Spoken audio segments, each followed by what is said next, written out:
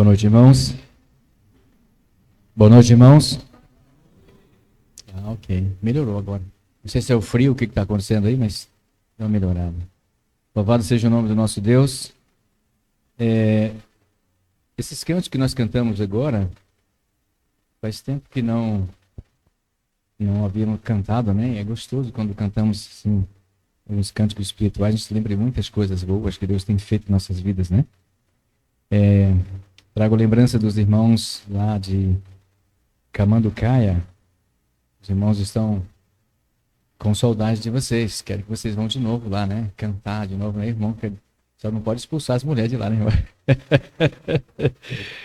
Nós estávamos cantando lá, o irmão falou assim: expulsa as mulheres daí, pastor. Não, elas que ajuda, elas que estão aí na bênção, né, nos ajudando. Sou grato aos irmãos pelo convite, gratos a Deus também por nos usar como instrumento em suas mãos. E hoje nós vamos usar o texto de 1 Pedro, capítulo 1. Nós vamos trabalhar o texto de 1 Pedro, capítulo 1. E é um texto bem conhecido dos irmãos, um texto que também fala aos nossos corações. Quando eu estava estudando esse texto, me fez lembrar muitas coisas que muitas vezes a gente deixa passar despercebido e a gente às vezes não coloca nas mãos de Deus, né? Então, nós vamos para o texto de 1 Pedro, capítulo 1. Vamos ler o verso 1 e 2. Não sei se vai ser projetado ali, mas cada um tem a sua Bíblia aí. Nós vamos ler 1 Pedro, capítulo 1, verso 1 e 2.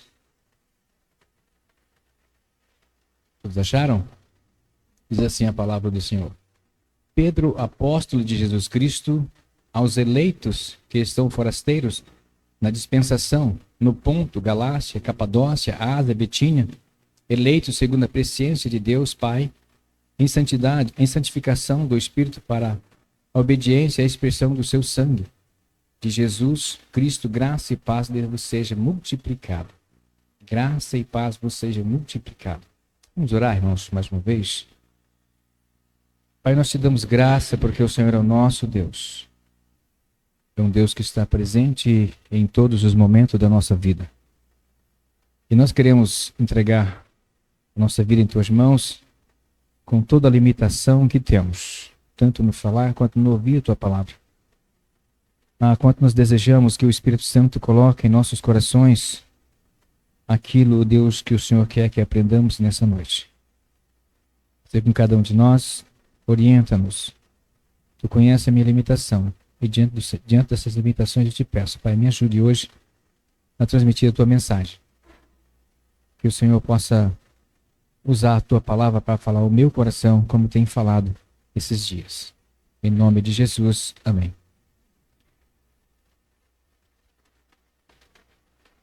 A grande ideia do nosso texto, eu não projetei lá, mas eu queria ler para os irmãos a grande ideia do nosso texto, se você quiser me acompanhar. A verdadeira esperança cristã está na nova vida e na herança verdadeira. Acho que eu errei. Vamos de novo. Estou começando a ficar nervoso, mas vai dar certo. Vamos lá. Diz assim: a verdadeira herança cristã está na nova vida e na herança eterna garantida por Cristo, fortalecendo os crentes a perseverarem firme mesmo em meio às dificuldades. Saiu agora, né? Mesmo em meio às dificuldades. A carta de 1 Pedro foi escrita no primeiro século, provavelmente por volta de 64 a 68 depois de Cristo, na época do imperador Nero. Esse imperador Nero, acho que os irmãos conhecem um pouco da história desse imperador Nero. Pedro é conhecido por sua coragem, ousadia. Pedro é conhecido como o homem afoito, né? Como o homem que falava primeiro. Pedro é conhecido muito por isso, né? Não sei se vocês lembram do episódio lá no Jardim do Éden, quando ele cortou a orelha do homem, né? Então tem muitas coisas que Pedro fez ali muito rápido.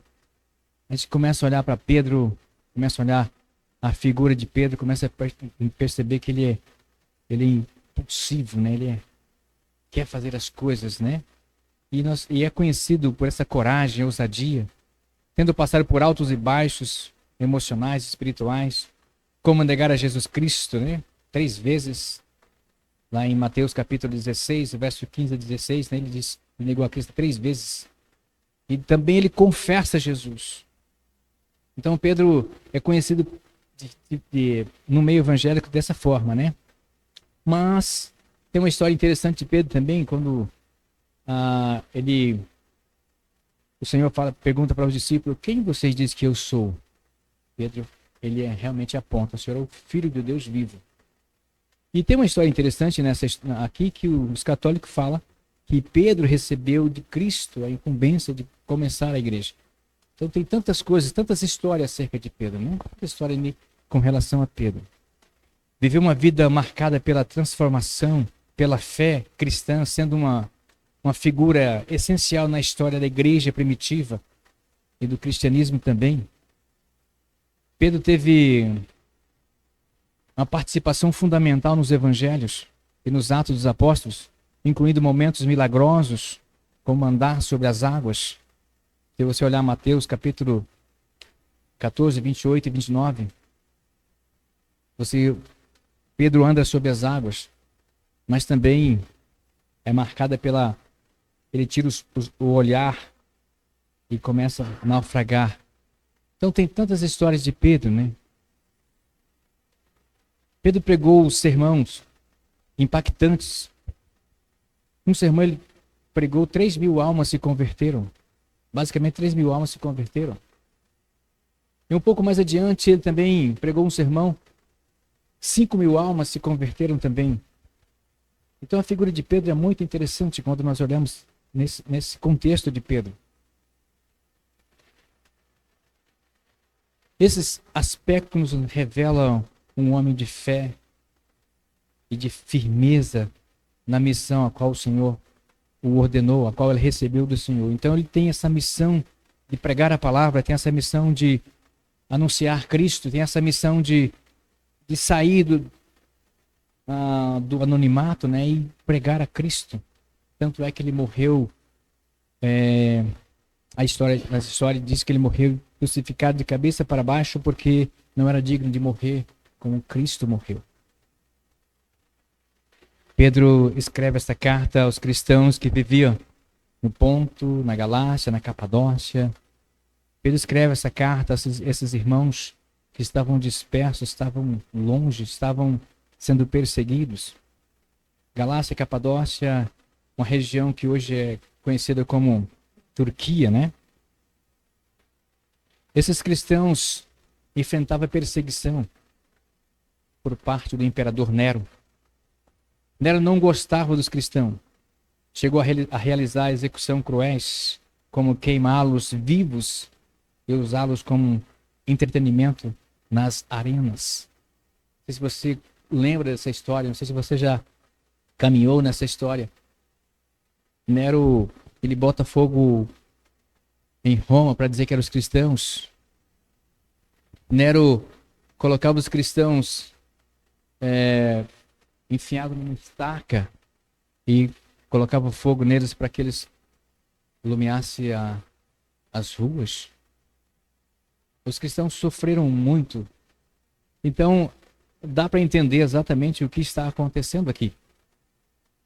Esses cristãos, então, estavam dispersos, estavam com medo ou estavam assustados com tantas coisas acontecendo ao seu redor.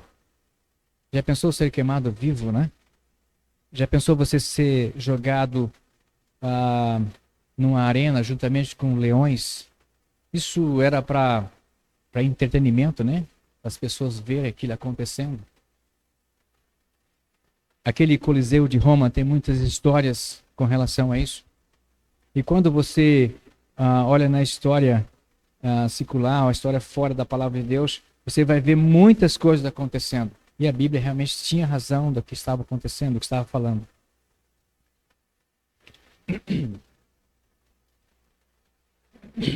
Volto. Eu vou precisar de... O autor da carta.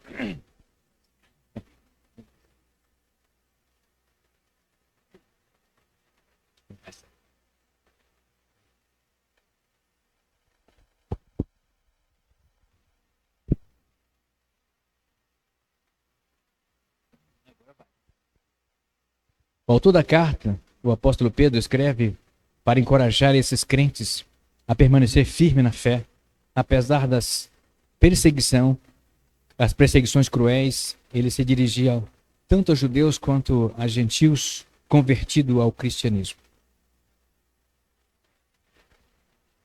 Além do contexto religioso, social, político, o ambiente cultural envolve uma sociedade romana dominada por idolatria e controle imperial, onde cristãos eram marginalizados e perseguidos por recusar participar dos cultos aos deuses romanos, ao Deus romano e ao imperador. Então, os cristãos eram marginalizados por isso. E é nesse contexto que Pedro escreve esta carta para encorajar esses irmãos que estavam sendo perseguidos e para encorajá-los a permanecer firme na promessa a qual eles receberam. E quando nós olhamos para o texto diz: Pedro, apóstolo de Jesus Cristo, aos eleitos que são forasteiros da diáspora, da dispensação, eles foram dispersos. Pedro dirige esses irmãos como os eleitos de Deus, que significa que eles foram escolhidos por Deus desde a eternidade para fazer parte de um povo santo, um povo escolhido por Deus. Precisamos entender que nós, você e eu, estamos incluídos também nesta decisão do nosso Senhor de escolher-nos antes da fundação do mundo. E o apóstolo Pedro deixa bem claro que essa eleição envolve uma ação do Espírito Santo que santifica os crentes para que vivam de maneira obediente a Deus e tenha comunhão com Jesus Cristo, representada pela aspersão do sangue que Cristo derramou naquela cruz. Irmãos, quando nós olhamos o sofrimento desses cristãos, quando nós olhamos o sofrimento dessas pessoas, nós também paramos para pensar: Senhor, como é que é isso, né? O que aconteceu? Como é que é isso? O que está acontecendo? Por que isso aconteceu com esse povo? Mas se você olhar na história, se você olhar para o passado, você vai ver que muitas vezes isso foi necessário para que hoje eu e você tivéssemos uma coragem também de enfrentar dificuldades. Para que eu e você pudesse também enfrentar os problemas. E quando ele fala da aspersão do sangue, a expressão do sangue de Jesus Cristo, ele fala que Cristo nos regenerou com o seu sangue, ele lavou-nos. Muitas vezes as pessoas no passado trazia o seu sacrifício, né, no altar. E de ano em ano o sacerdote, ele entrava no Santo dos Santos com uma tigela de sangue, né? Uma tigela de sangue ou algo assim. E aí colocava ou folha ou pano e saía ou fala isope, né? Fala isope. Chacoalhava aquele sangue no altar. E exatamente a expressão do sangue de Cristo. E naquele sangue purificava aquele altar. E agora ele fala: com o sangue de Cristo na cruz do Calvário nós fomos purificados dos nossos pecados. O sangue de Cristo nos purifica de todo o pecado. Os eleitos, apesar de serem forasteiros, dispersos no mundo, foram especialmente chamados para uma vida de santificação, fidelidade, como parte do plano soberano de Deus. Irmãos, eu quero aqui abrir um parênteses, depois eu volto para cá, para a gente entender. De lá eu estava olhando a cruz de Cristo, e essa cruz vazia simboliza vitória para nós. Uma vitória. Se você olhar na cruz, não vê Cristo crucificado, não vê Cristo lá, que maravilha, que bênção. Ele não está mais lá, ele ressuscitou dos mortos. Ele foi o primeiro a ressuscitar. E nós somos eleitos, nós somos filhos de Deus, nós vamos ressuscitar também. E interessante, quando nós olhamos a cruz vazia com a vitória, você não consegue olhar por trás de tudo isso, por trás dessa história, o que está acontecendo, o que estava acontecendo, ou o que aconteceu para que pudéssemos chegar até aqui. Ou o que aconteceu para que você pudesse ganhar a vida eterna. Cristo morreu crucificado e ele morreu crucificado, ressuscitou ao terceiro dia. E depois dele uma sucessão de pessoas morreram também por causa do evangelho. Não se engane, meus queridos amados. Para esta igreja estar no porte que ela está, para você ter a certeza da sua salvação, para você saber que você, ao fechar os olhos daqui, você está com Cristo. Ao você deitar na sua cama e dormir tranquilo, sabendo que amanhã ou o dia que eu partir, vou estar com Cristo na glória. Não se engane, pessoas morreram para que você pudesse ter essa vida. Outros morreram para que você pudesse ter essa vida que você tem em Cristo Jesus. E quando nós falamos, essa história está marcando só os eleitos, fora esses, ainda há outros que a história não conta, que tem muitos que morreram para que o evangelho chegasse até aqui. Uma história interessante do apóstolo Paulo.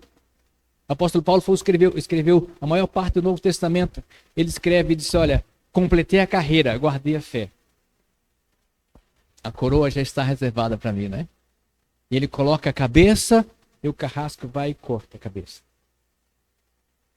O que leva um homem a fazer isso? O que leva uma pessoa a fazer isso? O que leva você a estar aqui nessa noite? O que leva nós a estarmos aqui? O que leva nos cultuar a Deus, olhar para o Senhor?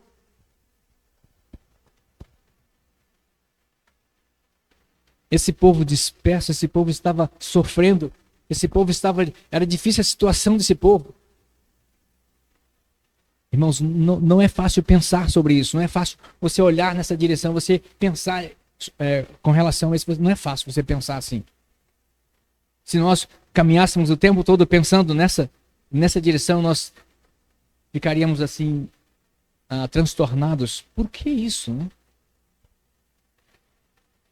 Mas o sangue de Cristo nos purifica de todo o pecado, amém? É o sangue de Cristo que nos purifica. Eleitos. A palavra eleitos destaca a posição privilegiada e o amor especial de Deus para com cada um. Isso não é fruto do acaso, mas de um propósito divino e eterno. Irmãos, nós estamos aqui, não é porque você quer. Deus escolheu você. Olha o privilégio que temos. Deus escolheu você para estar aqui. Deus nos escolheu para isso. Muitas vezes nós não queremos pagar o preço por estarmos aqui ou por sermos melhor cada dia. Mas Deus pagou o preço por isso. Essa eleição escreve o nosso nome no livro da vida com o sangue de Cristo Jesus que morreu naquela cruz. Ele nunca vai apagar isso. Nós estaremos lá. Eu estarei lá. Quando tudo isso terminar, eu estarei lá. Não sei se vai tudo isso terminar, né? Mas o dia que eu partir daqui, eu estarei com Cristo. Então vale a pena sofrer pela palavra de Deus. Vale a pena ir, né? Vale a pena fazer isso. Essa eleição serve também para fortalecer a fé e a esperança dos cristãos, especialmente em meio às provações e perseguições que estamos sofrendo nos dias atuais. Eu quero só fazer um comentário rápido aqui. O povo estava esquecendo que o Senhor os tinha escolhido. Esse povo estava voltando às suas práticas e Pedro escreve para ajudar esse povo a voltar o olhar para Cristo, a voltar o seu olhar para o Senhor. Muitos desses irmãos se sentiam desanimados a ponto de tentar desistir, cansado de lutar. Eu quero aqui fazer mais um parênteses aqui para apontar para a sua vida e para a minha vida. Você acha que a sua vida está ruim? Você acha que a sua vida está difícil? Você acha que está enfrentando problemas?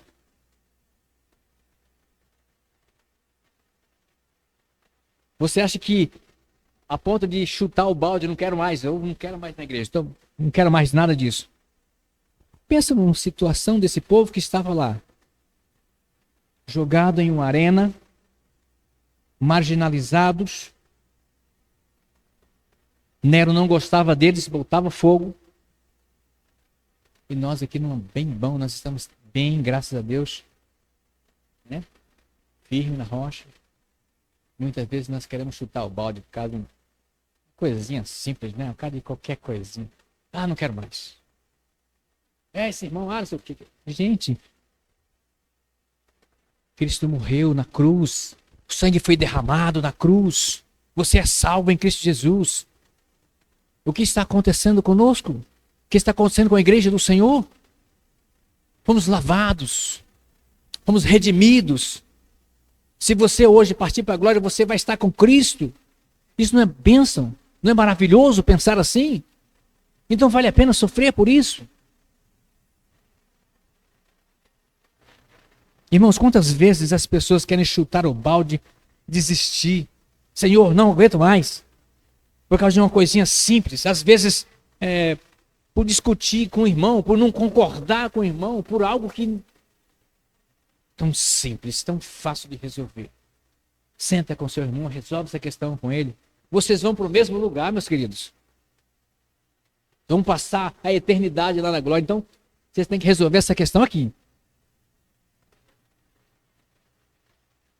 Porque na glória vão passar o tempo todo junto. Já pensou brigar lá? Não vai dar certo, né? A gente acha que nossas vidas está só o bagaço, está complicado, né? Tá difícil. A gente não consegue olhar para trás, né?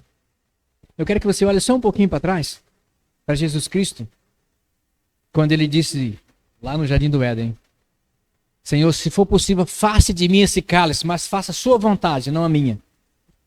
E sangue escorria, ficava pingando sangue. Sabe por quê? Porque ele sabia que você hoje estaria aqui. Sabe por quê? Porque ele te escolheu. O amor dele é incondicional por você. E agora, por qualquer coisa, nós queremos desistir. Ele não desistiu. Ele não chutou o balde. Ele poderia fazer. Ele disse: se eu quiser, eu mando milhões de anjos e livro daqui. Mas eu vou fazer a vontade do Pai. Por quê? Porque eu amo cada um de vocês. Irmão, quantas vezes, né? Quantas vezes? A gente olha para o tempo e fala: Deus, está difícil. Não vou aguentar. A gente olha para os problemas. Olha para as circunstâncias. Olha ao nosso redor. E esquecemos de olhar para as providências divinas. Esquecemos. Uma pergunta interessante para cada um de nós. Qual é o Deus que você serve? O tamanho do Deus que você serve? Você serve um Deus presente? Um Deus que está atuante? Um Deus que resolve suas questões? Ou você está servindo um Deus que você manda nele? Que Deus é esse que você está servindo? Precisamos olhar para o autor e consumador da nossa fé, um Deus poderoso que tem poder. Nós servimos um Deus poderoso. Nós servimos um Deus criador do universo. Nós servimos um Deus que é poderoso. Deus Pai, Deus Filho e Deus Espírito Santo. Nós cremos num Deus que lá em Gênesis diz: façamos o homem a nossa imagem e semelhança. Nós cremos num Deus que lá ele começou tudo. Ele estava fora e começou. Ele não é aquele Deus que está dentro. É como se alguém faz algo, né? Tipo o tablet, né? A pessoa está fora, faz e conhece todo o tablet. Ele sabe, ele fez, ele conhece tudo. Deus fez dessa mesma forma. Ele estava fora, ele fez você, ele conhece você. Ele conhece o seu íntimo. Ele conhece a sua alma, seu íntimo, ele conhece tudo. Ele conhece até os seus pensamentos, ele conhece até como você vai falar. Não aguenta mais, vai de novo. Ele conhece até quando você vai dar um passo falso. Não faça isso, meu filho, vem aqui, não faça isso. Mas você... Ele sabe disso.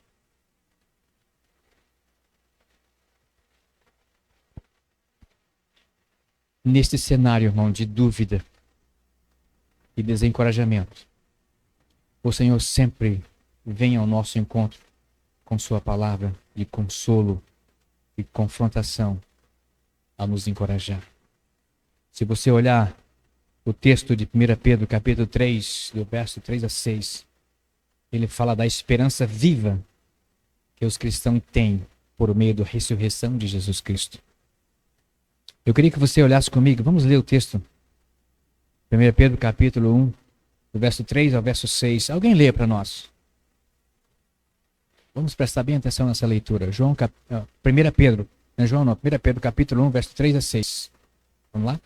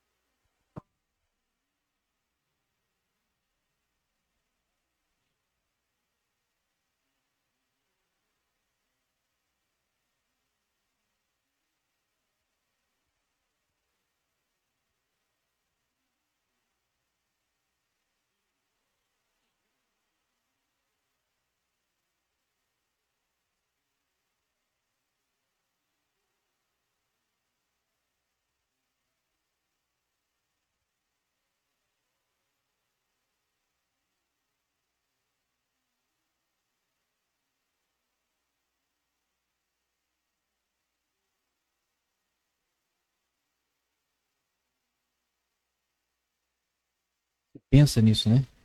Que promessa maravilhosa, irmão. Antes que você desista, antes que você chute o balde, antes que você faça qualquer outra coisa, olha para a palavra de Deus, olha para as promessas que ele tem feito, olha o que ele sofreu, mas as promessas que ele tem para você. Ele fala da esperança viva que os cristãos têm por meio da ressurreição de Jesus Cristo. Ele lembra que eles nasceram para uma herança celestial, incorruptível, imaculada, gloriosa. Essa herança é reservada nos céus essa herança reservada nos céus é mantida pelo poder de Deus, apesar das provações, do sofrimento enfrentado na vida presente. A herança é descrita como eterna, não sujeita à corrupção, livre de manchas, que nunca pode ser violado, né?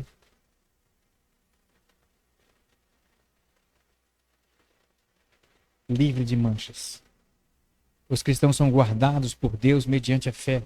E essa esperança viva fortalece a sua fé em meio às dificuldades, pois garante a salvação e assegura perpetuamente essa salvação em Cristo Jesus. Portanto, meu querido amado,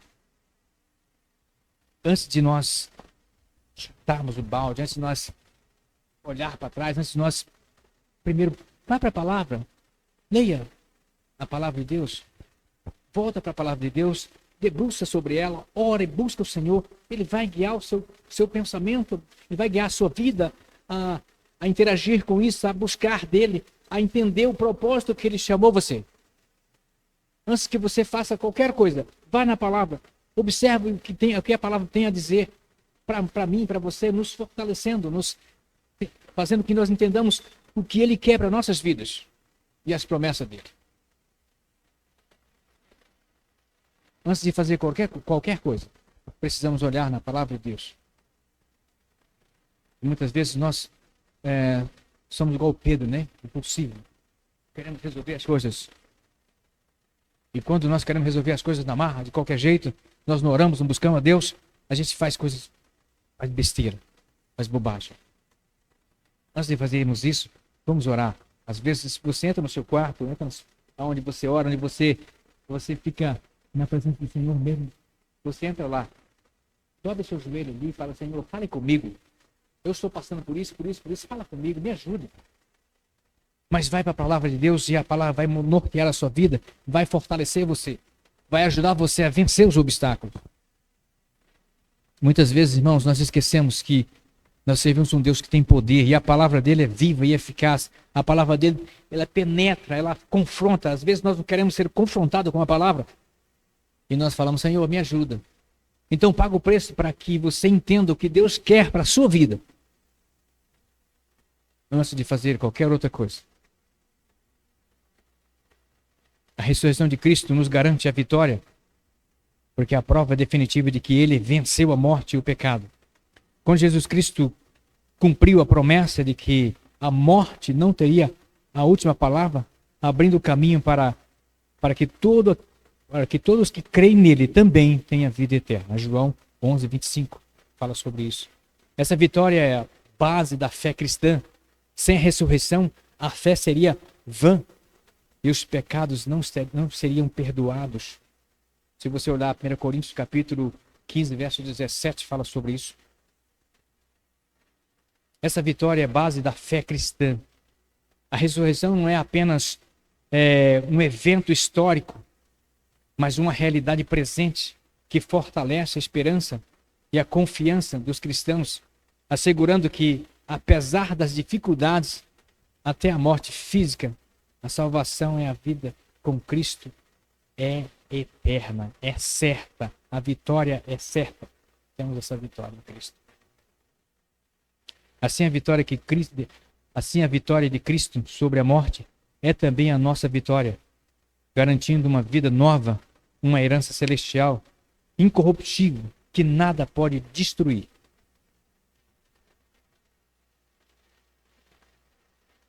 No resumo, a ressurreição confirma que Jesus Cristo é o Filho de Deus, o Salvador. Prova que a morte foi derrotada definitivamente. E eu vejo cristãos com medo de morrer. Eu vejo crentes com medo da morte. Se você é um cristão e tem medo de morrer, tem alguma coisa errada. Se você é cristão e tem medo da morte, tem alguma coisa errada. Você precisa consertar isso. Não estou falando que você deseja a morte, não é isso. Mas se você é um cristão e tem medo da morte, você precisa confessar os seus pecados. Você precisa procurar Jesus. Você precisa que Ele liberte você disso. Porque a morte nos garante a vitória. A morte nos aproxima de Cristo. A morte para um cristão não é o fim. Mas muitas vezes nós olhamos para as circunstâncias, olhamos para as coisas, para as dificuldades, e esquecemos de olhar para as promessas que Deus tem para nós. E quando esquecemos de olhar para as promessas, tudo se perde. Tudo se perde. Eu quero voltar lá na história de Pedro. Quando Jesus estava andando sobre as águas, os discípulos naquela dificuldade imensa, o Senhor aparece no meio, parece um fantasma, e eles gritam, é um fantasma. Jesus fala, sou eu. E Pedro fala para o Senhor, se és tu, manda ir contigo. Ele venha. E Pedro olha para o Senhor e caminha sobre as águas. Que beleza, né? Que maravilha, né? Pedro desce e anda sobre as águas, vai lá. Enquanto ele estava fixado o olhar no Senhor, ele andou sobre as águas, foi uma benção, maravilha. Mas ele começa a reparar ao seu redor. Ele começa a olhar as ondas. Os pés começam a molhar. Ele começa a olhar em volta. Ele tira o olhar do Senhor e ele naufraga. O que o Senhor fala para ele? Por que duvidas? Por que duvidas? Homem de pequena fé. Quando nós estamos fracassando a nossa fé, corre para a palavra, corre para Deus. Ele vai nortear a sua vida, ele vai ajudar você. Garante o perdão, a justificação para o cristão, sustenta a esperança viva e a fé em meio às dificuldades, promete uma recompensa eterna, uma vida nova com Deus. Portanto, quando vêm as dificuldades, precisamos lembrar que Cristo nos garante a vitória. Bem? Ele nos garante a vitória. Quando eu estava olhando esse texto, eu fiquei pensando, quantos dos nossos antepassados passaram por dificuldade? Eu começo a olhar Abraão, né? Abraão sai da sua terra, da sua parentela, vai para a terra que o Senhor. E outros deixam tudo para seguir ao Senhor. Os discípulos deixaram tudo para seguir ao Senhor. E muitas vezes nós não queremos deixar o nosso ego. Nós não queremos deixar a nossa vaidade. Nós não queremos deixar Cristo transformar nossa vida. Nós não queremos deixar nada disso. Precisamos deixar algo Pelo menos o orgulho, né? Precisamos deixar para servir a Cristo. Bem? Vamos orar. Senhor, muito obrigado. Obrigado porque o Senhor é um Deus misericordioso, um Deus que está conosco todos os dias. Um Deus que tem observado as nossas dificuldades. Queremos que o Senhor esteja conosco, orientando-nos em tudo. Enquanto nós ainda não terminamos, vamos cantar. O Senhor, fala os corações nessa noite.